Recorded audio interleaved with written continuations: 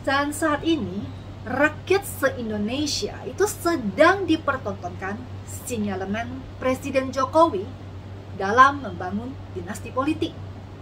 Dinasti politik. Loh. Kebahaya tak?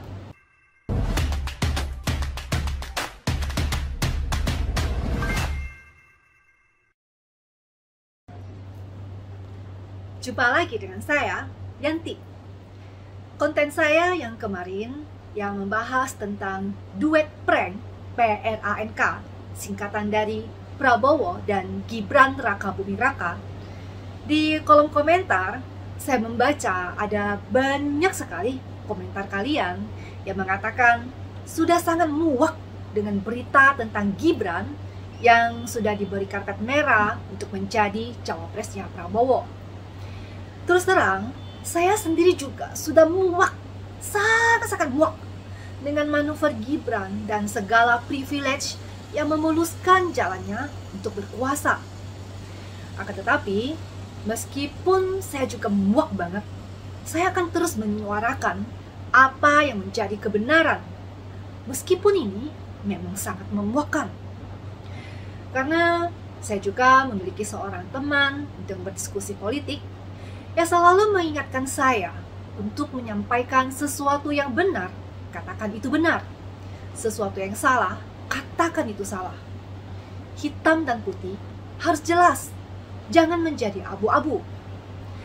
Dan saya sendiri meyakini kalau manuver dari Gibran dari awal hingga detik ini sudah mengantongi restu dari Presiden Jokowi sebagai orang tuanya, sekaligus sebagai mentor politiknya juga. Dan saat ini, rakyat se-Indonesia itu sedang dipertontonkan sinyalemen Presiden Jokowi dalam membangun dinasti politik. Dinasti politik.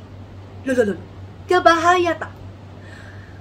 Membangun dinasti politik itu tidak melanggar tatanan hukum negara kita. Jadi, tidak ada sanksi hukum yang bisa dikenakan kepada yang bersangkutan. Akan tetapi, dalam kehidupan bernegara, bukan hanya soal melanggar hukum atau tidak. Ada aspek-aspek lain seperti etika, moral, kepatutan, dan kepantasan. Bagi yang sudah melanggar etika dan moral, hanya bisa diproses melalui sanksi sosial. Mungkin bisa aja sanksi politik, dalam artian kepercayaan publik kepadanya itu akan runtuh seketika. Dari keputusan MK, Mahkamah Konstitusi maksud saya, yang kemarin, itu sudah sangat menyolok atau terang-terangan memuluskan jalan bagi Gibran Rakabuming Raka untuk maju di Pilpres 2024 ini. Dan ini juga memunculkan keprihatinan kita sebagai masyarakat, melihat betapa bobroknya penegakan hukum di negara kita.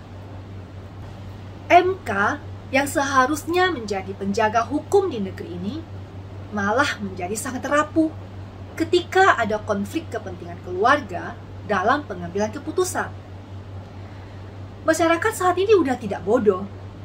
Jelas putusan MK yang kemarin itu sangat dipaksakan. Ada paman yang terlibat di dalamnya. Masyarakat juga sudah mampu menilai adanya persoalan etika, moral, kepatutan, dan kepantasan di mana ada seorang anak muda yang baru terjun ke dunia politik. Tiba-tiba, hanya dalam 3 hari, sudah bisa menjadi ketua umum sebuah partai. Masyarakat juga nggak buta, mampu melihat adanya persoalan etika, moral, kepatutan, dan kepantasan di mana ada seorang pemuda yang baru berusia 36 tahun dan baru punya pengalaman 2,5 tahun menjadi wali kota, tapi tiba-tiba sudah mampu mengalahkan kandidat-kandidat cawapres dari partai besar seperti Golkar. Padahal kita tahu Golkar sendiri ada tokoh-tokoh seperti Erlangga Hartarto yang sudah berpengalaman menjadi Menko Perekonomian sekaligus berpengalaman memimpin partai. Golkar juga memiliki kader potensial lainnya, seperti Ridwan Kamil, yang sudah berpengalaman menjadi gubernur di Jawa Barat selama 2 periode. Dan sebelumnya, Ridwan Kamil juga sudah berpengalaman menjadi wali kota. Semakin banyak pengalaman memimpin sebuah daerah, akan semakin matang dan semakin kompeten pula untuk bersaing di tingkat nasional. Apakah logis ada anak muda yang belum menyelesaikan 1 periode menjabat sebagai wali kota aja, tapi sudah dipinang untuk menjadi cawapresnya oleh partai besar seperti Golkar? Jadi sebenarnya apa sih prestasi dan kompetensi figur seperti Gibran untuk menjadi cawapres? Kalau saja Gibran ini bukan putra seorang nomor 1 yang sedang berkuasa saat ini, apakah semua itu didapatkan semudah ini? Dari semua peristiwa ini menggambarkan bagaimana Mahkamah Konstitusi atau MK, legislatif, partai, dan yudikatif ini bisa dikuasai dan direkayasa.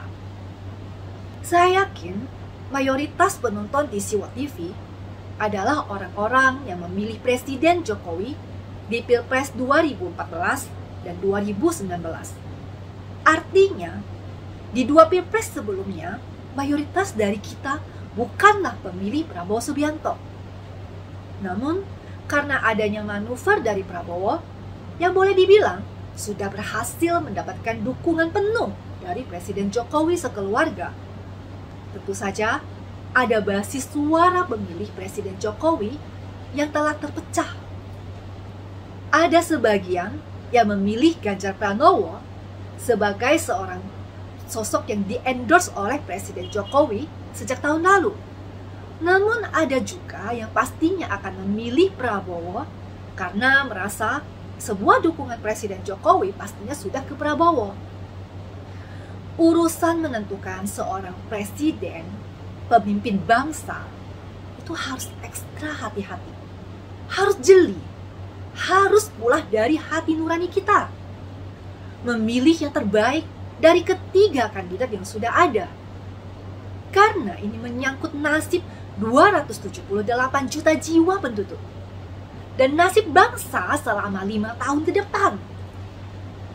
Meskipun saat ini Ganjar Pranowo sudah tidak lagi didukung oleh Presiden Jokowi, namun itu bukanlah sebuah ancaman bagi Ganjar. Karena Ganjar Pranowo ini memiliki kelebihannya sendiri yang tidak dimiliki oleh lawan-lawan politiknya, baik itu Prabowo Subianto ataupun Anies Baswedan. Track record Ganjar sebagai satu-satunya capres yang tidak pernah dipecat dari jabatannya. Satu-satunya capres yang tidak pernah bersinggungan dengan kelompok atau ormas intoleran yang pernah mengancam ideologi Pancasila. Dan satu-satunya capres yang tetap memegang teguh sebuah kesetiaan, konsisten dengan kata-katanya dan tidak mencela-mencela. Dan yang menentukan kemenangan untuk Ganjar adalah kita. Karena kedaulatan ada di tangan kita. Yang punya suara dan yang akan mencoblos adalah kita. Dan suara kita adalah kunci kemenangan untuk Ganjar Pranowo dan Mahfud MD. Saya rasa sampai di sini pembahasan kita hari ini bersama saya Yanti, berbicara politik di Siwat TV.